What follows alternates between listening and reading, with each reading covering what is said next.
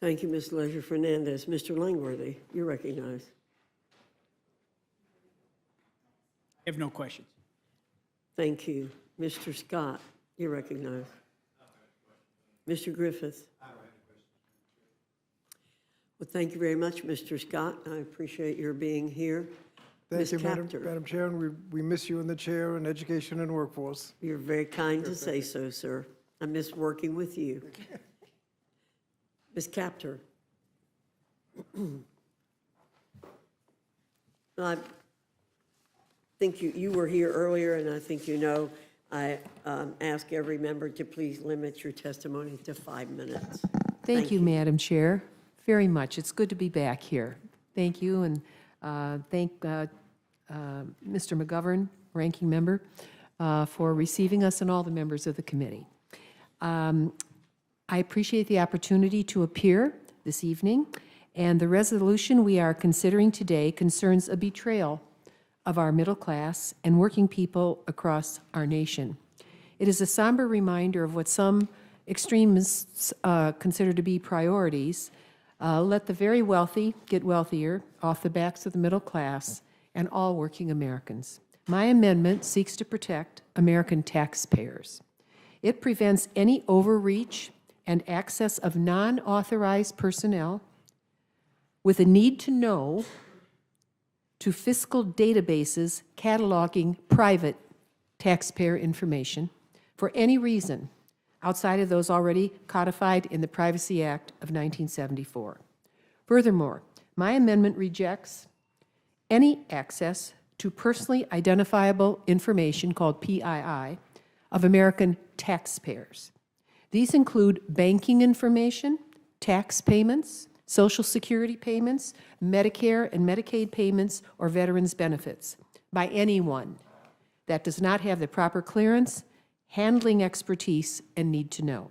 Currently, it appears DOGE has accessed confidential personal information, including birth dates, veterans data, medical information, and financial information of each American through Treasury's fiscal databases. There is no clear indication of what is being done with this information. Billionaires and their private interests and corporations should not have access to sensitive information on everyday Americans. The top U.S. Treasury official in charge of disbursements for Social Security, Medicare payments, and Treasury Department transactions was forced to resign after pressure from Elon Musk's reckless effort to gain control over critical transactions impacting millions upon millions of our fellow citizens. Elon Musk, the world's richest man, who holds 3 citizenships and has been a citizen of our republic for just 22 years, does not possess the legal authority nor standing to interfere with the U.S. Treasury Department's significant transactions. We cannot allow him or any outsider to run roughshod over our institutions. This amendment rejects the use of any fiscal data of federal employees being unlawfully obtained, being placed on administrative leave, being fired, or forced to resign or retire from federal service.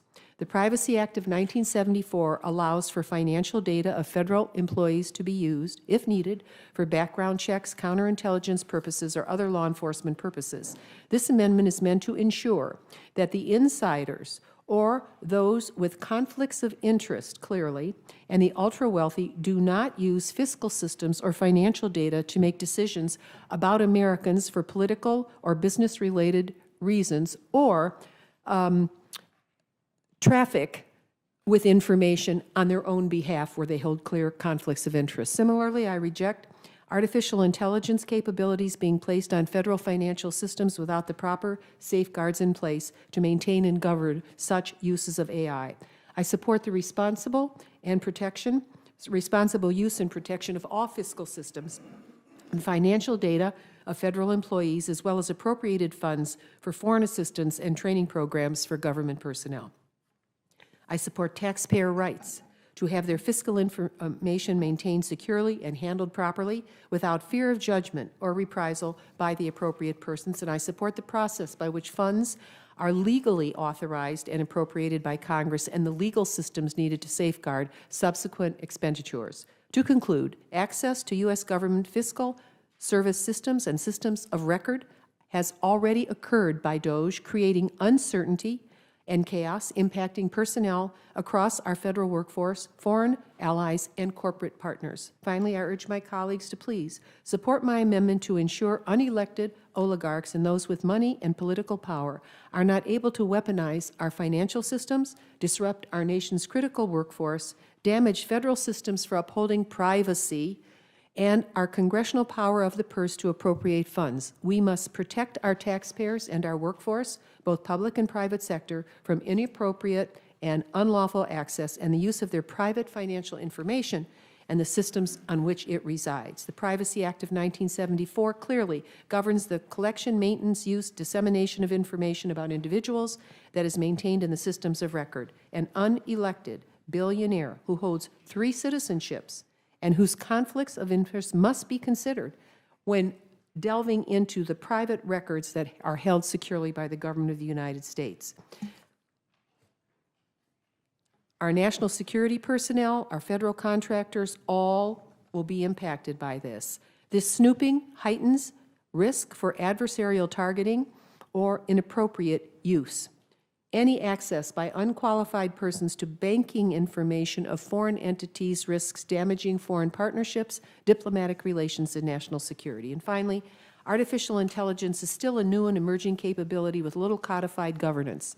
Introducing this capability into federal financial systems, especially by anyone with business interests in its adoption, would bring unprecedented risk to the integrity and safety of our fiscal systems and the people they serve. I urge you to please support my amendment on behalf of the American people to provide greater protection to sensitive taxpayer data, uphold Article 1 congressional authority, and ensure critical partnerships and our citizens' private records are not damaged by billionaires ransacking our federal government. Our financial system mustn't be weaponized against our own people. Thank you for the opportunity to appear before you late in the day, and I yield back. Thank you, Ms. Kaptur.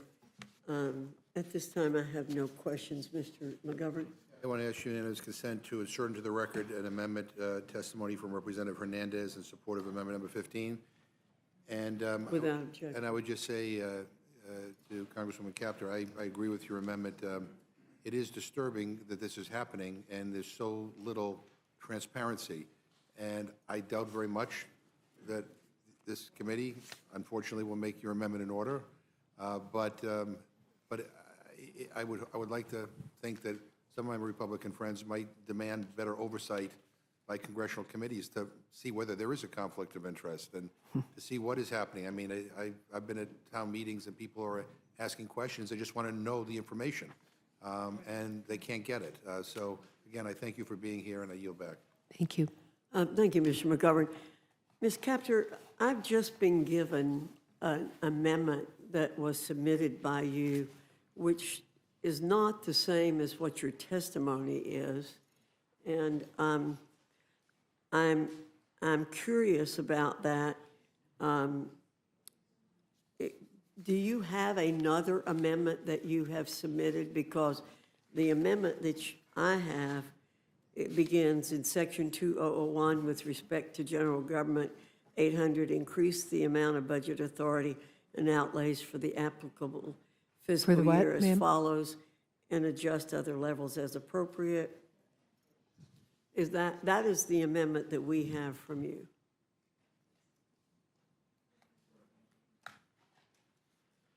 So I'm I don't know if happy- another one was submitted. I really don't know. Okay, well, But this is the one I want considered, and, where's my guy here? Were 2 amendments submitted? Okay. So this relates to Section 2001.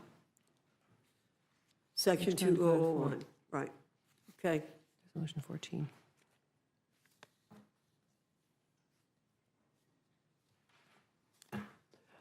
Okay, Do you want me to come back tomorrow? no ma'am, no ma'am. Well, thank you very much. Let's see, Ms. Fishbach. Ms. Scanlon. Mr. Norman. No. Mr. Neguse. Ms. Houcher. Ms. Ledger Fernandez. No, thank you very much, Representative Kaptur. You always